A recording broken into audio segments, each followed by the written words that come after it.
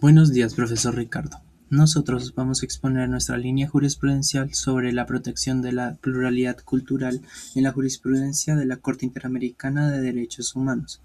Escogimos este tema porque consideramos que los pueblos indígenas y tribales históricamente han sido vulnerados, especialmente respecto a sus territorios, cultura, identidad y formas propias de vida. Por eso, la Corte Interamericana ha tenido un papel muy importante en la construcción de estándares de protección para estas comunidades. Es importante aclarar que toda nuestra línea jurisprudencial se basa únicamente en decisiones de la Corte Interamericana de Derechos Humanos. Esta Corte interpreta la Convención Americana de Derechos Humanos y se encarga de proteger derechos fundamentales en los países que hacen parte del sistema interamericano. Durante muchos años en América Latina predominó una visión estatal homogénea, donde no se reconocían las diferencias culturales de los pueblos indígenas.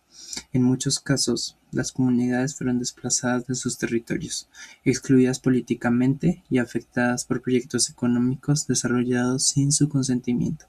Con el tiempo, el derecho internacional empezó a reconocer los pueblos indígenas que necesitaban una protección. Instrumentos como el Convenio 169 de la OIT y la Convención Americana sirvieron como base para que la Corte Interamericana desarrollara estándares sobre propiedad colectiva, identidad cultural, consulta previa y supervivencia cultural.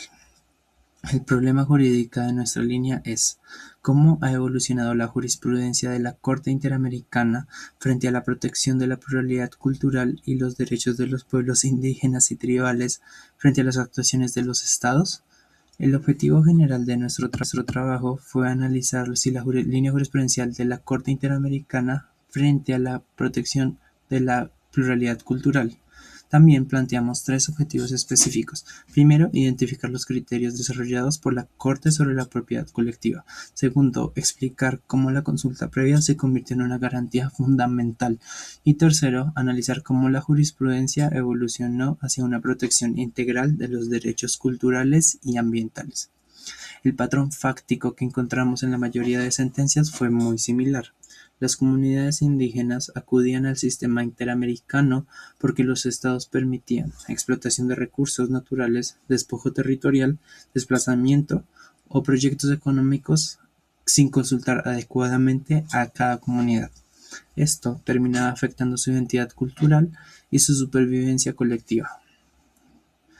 Dentro de la línea, identificamos principios jurídicos como la pluralidad cultural, identidad cultural, propiedad colectiva, consulta previa, pluralidad cultural nuevamente y la dignidad humana. En la línea jurisprudencial que vamos a exponer a continuación, se divide en dos polos. El polo A, que corresponde a una protección amplia de la pluralidad cultural, donde la Corte protege de forma reforzada a las comunidades indígenas, y el polo B presenta una posición más equilibrada, donde la Corte acepta ciertas intervenciones del Estado siempre que existan garantías especiales.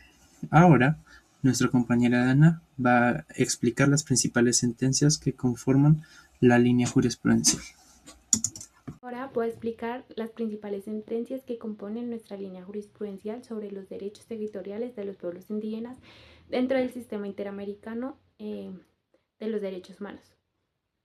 Vamos a empezar hablando del caso de Aguas Tinni versus Nicaragua.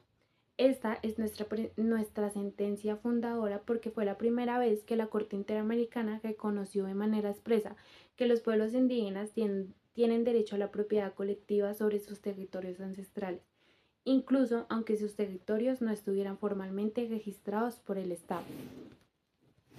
El conflicto surgió porque el Estado de Nicaragua autorizó actividades de explotación forestal dentro del territorio de la comunidad indígena sin realizar consulta previa ni pedir consentimiento a la comunidad. La Corte señaló que para los pueblos indígenas el territorio no es simplemente una propiedad económica o un bien material. El territorio representa parte de su identidad, cultura, espiritualidad e historia, porque allí desarrollan sus tradiciones, sus formas de organización y su relación con la naturaleza. Además, la Corte estableció que los estados tienen la obligación de delimitar, demarcar y proteger jurídicamente los territorios indígenas para evitar afectaciones por terceros. Esta sentencia fue importante porque abrió el camino para todas las decisiones posteriores relacionadas con los derechos indígenas y la protección territorial. Seguimos con el caso de la comunidad Yaquiatza versus Paraguay. Esta sentencia es la hito de nuestra línea jurisprudencial. En este caso, la comunidad Yaquiatza había sido desplazada de sus territorios ancestrales y durante muchos años vivió al borde de una carretera en condiciones extremadamente precarias mientras reclamaba la devolución de su territorio. Las familias no tenían acceso adecuado a agua potable, alimentación, salud ni vivienda digna, lo que produjo grandes afectaciones a la comunidad. La Corte entendió que la pérdida del territorio no solo afectaba a la propiedad colectiva, sino también otros derechos fundamentales como el derecho a la vida digna, la salud, el acceso al agua y la identidad cultural. Por esto, esta sentencia es considerada un hito porque amplió la protección jurídica y relacionó directamente el territorio con la supervivencia física y cultural de los pueblos indígenas. La Corte explicó que cuando una comunidad pierde su territorio ancestral, también se pone en riesgo. Seguimos con la sentencia sobre el caso del pueblo de Saramaca versus Surinam, considerada una sentencia reformadora de línea. En este caso, el Estado de Surinam había autorizado proyectos de explotación de recursos naturales dentro del territorio tribal del pueblo sin garantizar una participación adecuada de la comunidad.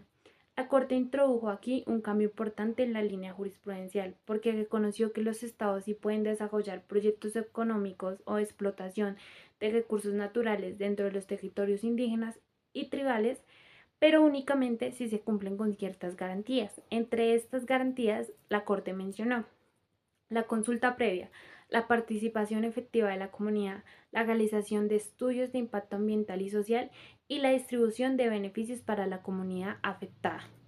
Además, cuando los proyectos son de gran impacto, la Corte señaló que no basta solo con consultar, sino que en algunos casos también debe existir consentimiento libre, previo e informado de la comunidad.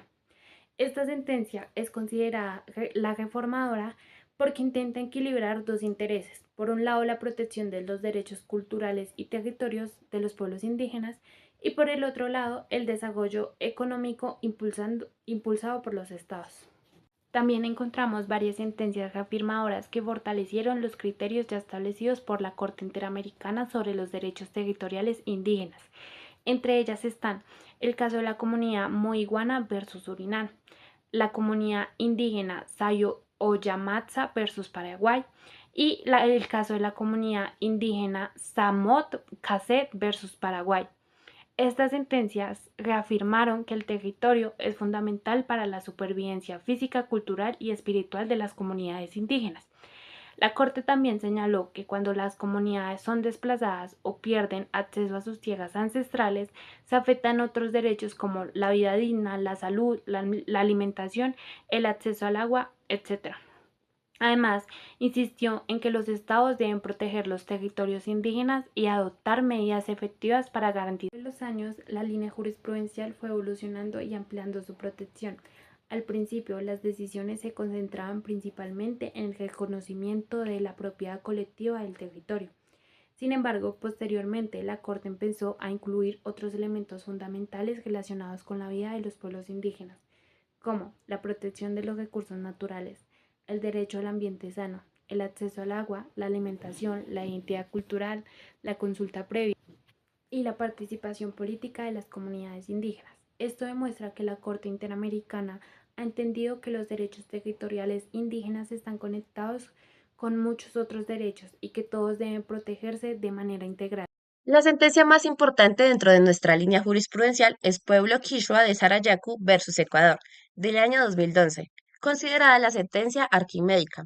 Se le denomina sentencia arquimédica porque reúne, organiza y consolida todos los criterios que la Corte Interamericana había desarrollado anteriormente sobre la protección de los pueblos indígenas y la pluralidad cultural. En este caso, el Estado de Ecuador autorizó actividades de explotación petrolera dentro del territorio del pueblo indígena Sarayaku, sin realizar una consulta previa adecuada a la comunidad. Además, durante esas actividades se introdujeron explosivos en su territorio, lo que no solo afectó físicamente la tierra, sino también la espiritualidad, la cosmovisión y la relación cultural que el pueblo mantenía con su territorio. Para el pueblo Sarayaku, la tierra no representa únicamente un espacio físico o económico, sino que constituye parte esencial de su identidad, su memoria ancestral y su forma de vida colectiva.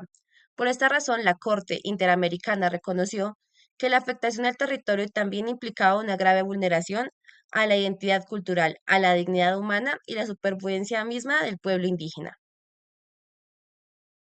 El principal aporte de esta sentencia fue establecer de manera clara que la consulta previa debe cumplir ciertos requisitos fundamentales.